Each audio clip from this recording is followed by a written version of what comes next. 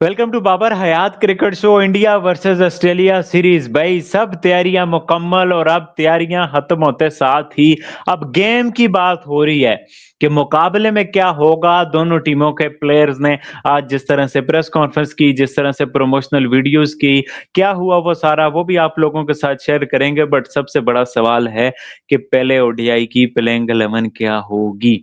क्या रोहित शर्मा विराट कोहली जगह बना पाएंगे? क्या ये सवाल बनता भी है क्या या नहीं? ये क्या होगा इस पर्थ के मैदान में? 2 स्पिनर्स होंगे, 4 पेसर्स होंगे, हार्दिक पांड्या की एब्सेंस कौन पूरी करेगा? बहुत सारे सवाल हैं। जायसवाल को भी एक टाइम में ट्राई किया गया था, मतलब कि आपको याद ही होगा जब श्रेयस अय्यर ने आके परफॉर्मेंस दिखा दी थी। जायसवाल, रोहित शर्मा ओपनर, मतलब क्या करेगा टीम इंडिया? क्या प्लानिंग होगी? बड़ी अंदर की खबर आई है, वो आप लोगों के साथ शेयर करेंगे। उसके अलावा अजीत अगरकर साहब फिर बोल चुके हैं रोहित शर्मा विराट कोहली पे। पता नहीं क्या ही कहें, मतलब कि एक तो गौतम गंभीर मिला है इंडिया को एक अजीत अगरकर मिले हैं इंडिया को, तो वो आज उन्होंने क्या कहा है वो भी बड़ा सरप्राइजिंग है। उस पर भी आप लोगों के साथ चर्चा रहेगी। और उसके अलावा आज पूरा दिन नेशनल और इंटरनेशनल मीडिया में क्रिकेट के हवाले से एक नई खबर। तो क्या है जी, क्रिकेट का एक नया चौथा फॉर्मेट आ रहा है। वो फॉर्मेट क्या है, उस फॉर्मेट का नाम क्या है, उसमें होगा क्या? ये बहुत इंटरेस्टिंग खबर है। और उसको कौन-कौन से एक्स प्लेयर्स, बड़े-बड़े लेजेंड उसको बैक कर रहे हैं। और उसको दुनिया के किस ममालिक के मुल्क के बंदे ने प्रपोज किया, ये भी बड़ा इंटरेस्टिंग है। मतलब ये बहुत एक चीज है जो क्रिकेट को हिला देने वाली है। आज पूरा दिन इस बारे में छाया रहा। तो कब ये फॉर्मेट शुरू होगा, किसने प्रपोज किया है, कौन-कौन से प्लेयर इसे बैक कर रहे हैं, बड़ी इंटरेस्टिंग खबरें हैं, वो भी आप लोगों के साथ शेयर करेंगे।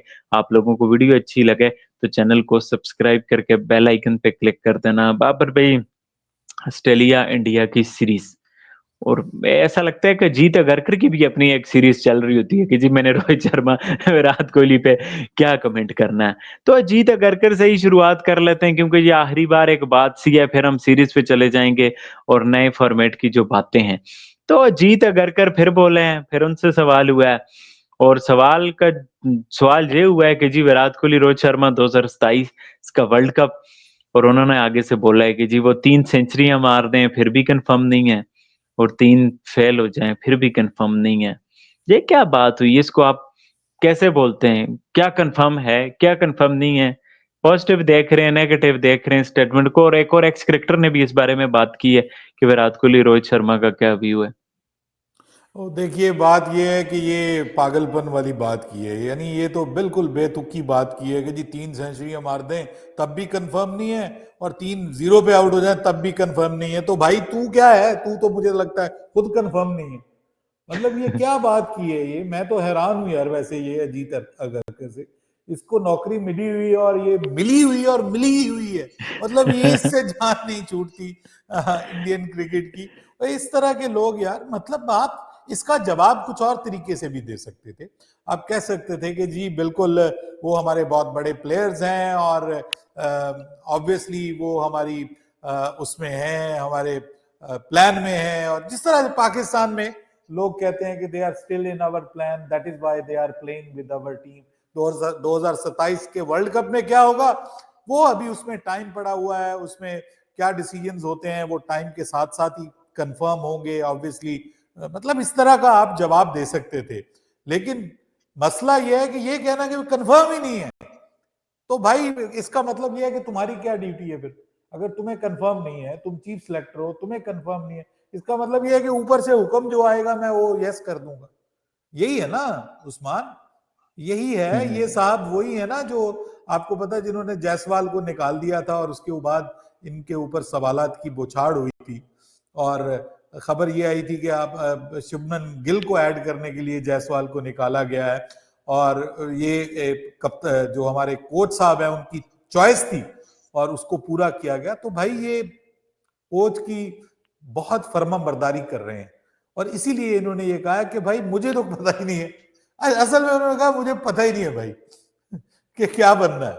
यानी ये फैसला तो गौतम गंभीर साहब करेंगे, यही उन्होंने कहा। और ये बड़ा डिसअपॉइंटिंग किस्म की स्टेटमेंट है। हालांकि मैं आपको बताऊं कि I was looking at the statement of Dinesh Karthik, और उन्होंने अपने एक वीडियो में मैं देख रहा था कि उन्होंने कहा कि जो Virat Kohli is very much prepared for 2027 world cup. और इंग्लैंड में वो बता रहे थे कि कुछ I think twice a week और थ्राइस अ वीक वो प्रैक्टिस करते थे और सेशंस करते थे, नेट सेशंस करते थे, और वो क्रिकेट में मुकम्मल तौर पर इन्वॉल्व रहे हैं। इवन वो क्रिकेट नहीं खेल रहे थे लेकिन वो भरपूर प्रैक्टिस कर रहे थे, और उनकी निगाहें 2027 के वर्ल्ड कप के ऊपर हैं। इसलिए ये कहना कि वो वर्ल्ड कप नहीं खेल रहे या वो वर्ल्ड कप से जो है वो पहले रिटायरमेंट ले लेंगे, तो मैंने आपको कल भी कहा था कि जो मुझे ट्वीट उसका समझ आया, उसका मतलब यही है कि वो रिटायरमेंट तो लेने नहीं जा रहे। अगर इनको फारिग करना है तो करें जरा। वो कहते हैं ना कि बदनाम अगर होंगे तो क्या नाम ना होगा, पता तो चले ना इनका कि ये कितने पानी में। तो विराट कोहली होना चाहिए टी ओडीआई वर्ल्ड कप में, अगर वो खुद को इस काबिल समझते हैं, फिट हैं, समझते हैं।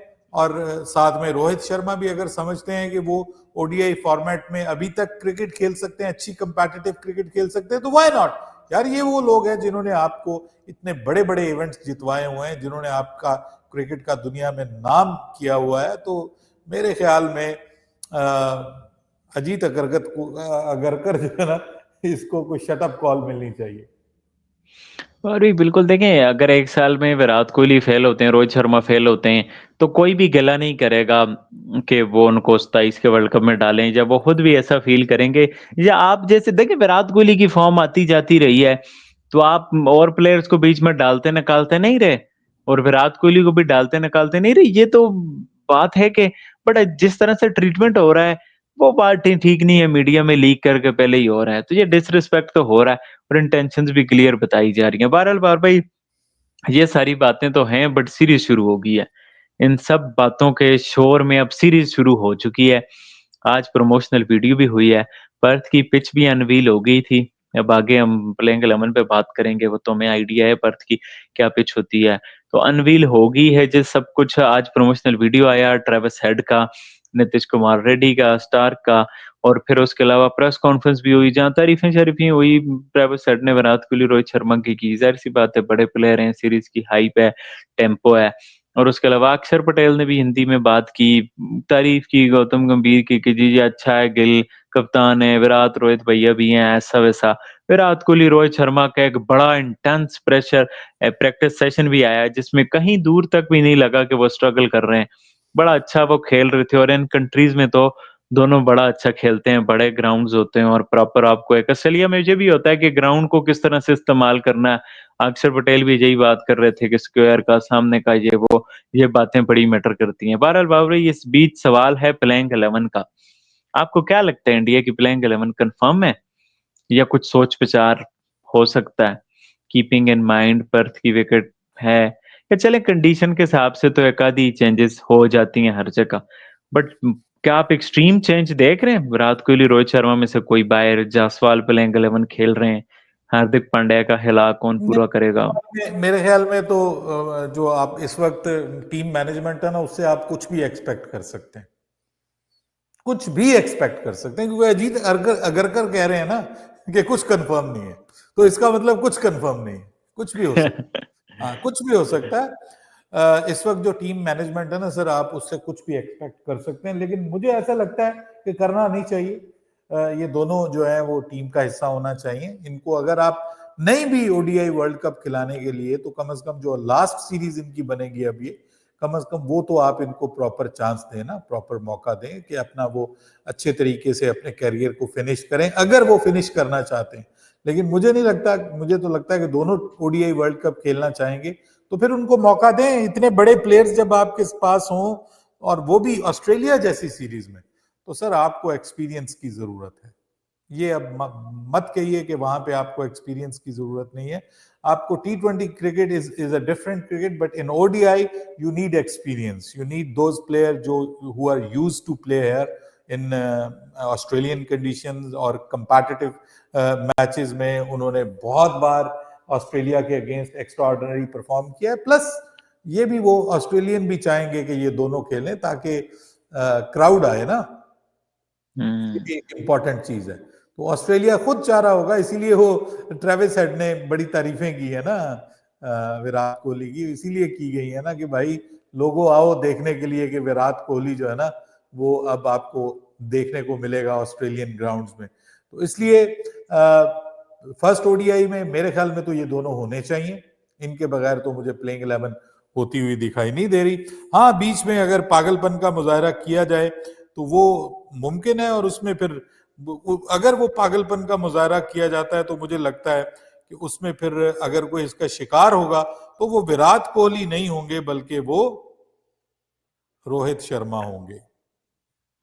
बिल्कुल बाबर भाई, पिछली मैनेजमेंट का ये प्लान था जायसवाल को बीच में डालने वाला। बट बाबर भाई, आप इस तरह से आइडियल प्लेइंग 11 जो बनती है, कुछ मैडनेस ना हो, शुभमन गिल, रोहित शर्मा कप्तान, विराट कोहली चौथे पे, शरद सायर वाइस कप्तान, पांचवें पे आप डाल देते हैं केएल राहुल को, जो के होना ही है उन्होंने वहां पर। अब छठे पे क्या होगा? नीतीश कुमार रेड्डी होंगे, अक्षर पटेल होंगे। आपको क्या करोगे? नीतीश कुमार रेड्डी के 100 ऑस्ट्रेलिया में है, फास्ट बॉलर्स को वो अच्छा खेलते लेकिन हैं, छठे पे फिर भी ऑलराउंडर अक्षर भी हैं। पटेल ही होंगे मुझे लगता है, सातवें पे नीतीश कुमार रेड्डी आ सकते हैं। हाँ, मतलब एक ही बात होगी, ये तो राइट लेफ्ट हो जाएगा ना बाबर भाई। हम्म। तो सातवें पे अक्षर पटेल। अब जहां सवाल ये है कि चार पे दो स्पिनर होंगे, एक स्पिनर होगा पर्थ पे। दैट्स अ वेरी पर्थ पे एक इंपॉर्टेंट स्पिनर क्वेश्चन। होगा, एक स्पिनर। पर्थ की पिच जो है ना उसके ऊपर सीमर होंगे, और मेरे ख्याल फिर में पांच शायद सीमर आपके पास हो जाएंगे, चार हाँ स्पेशलिस्ट और वन नीतीश कुमार रेड्डी। हाँ, बस यही होगा मुझे लगता है, क्योंकि पिच मतलब जो है नो ना वो कुलदीप यादव।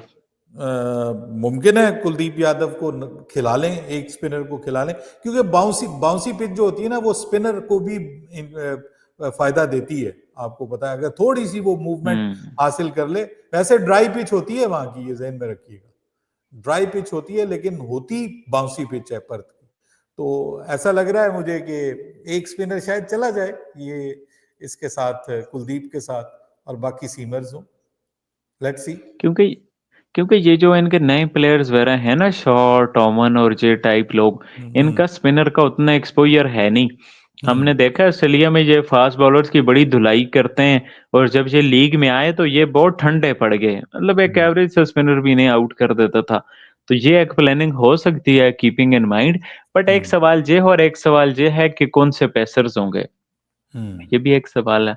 प्रसाद कृष्णा, शुदीप सिंह, हर्षित हम्म राणा, सिराज, तो मतलब कि ये चारों खेलेंगे। अगर तीन होते हैं तो कौन सा होगा? शुदीप सिंह तो पक्का होगा, सिराज भी पक्का होगा, और हम्म हर्षित राणा तो गौतम गंभीर कोटा है ही है। तो हम्म प्रसाद कृष्णा नहीं होगा या क्या? हम्म। तो अच्छे पेसर जो सरप्राइजिंगली नो बुमराह। ये क्यों बुमराह नहीं हुए? ये भी एक बात थी हाँ, कि उनको क्यों वो रेस्ट दिया इसको। गया है आई थिंक सो, ओडीआई के लिए बेसिकली उनको T20 के लिए कीप किया गया आई थिंक सो, उनको थोड़ा रेस्ट दिया गया है क्योंकि अभी वो पूरी 2 मैचेस की टेस्ट सीरीज खेल के हटे हैं, तो शायद इसलिए उनको थोड़ा ओडीआई में रेस्ट दिया गया है।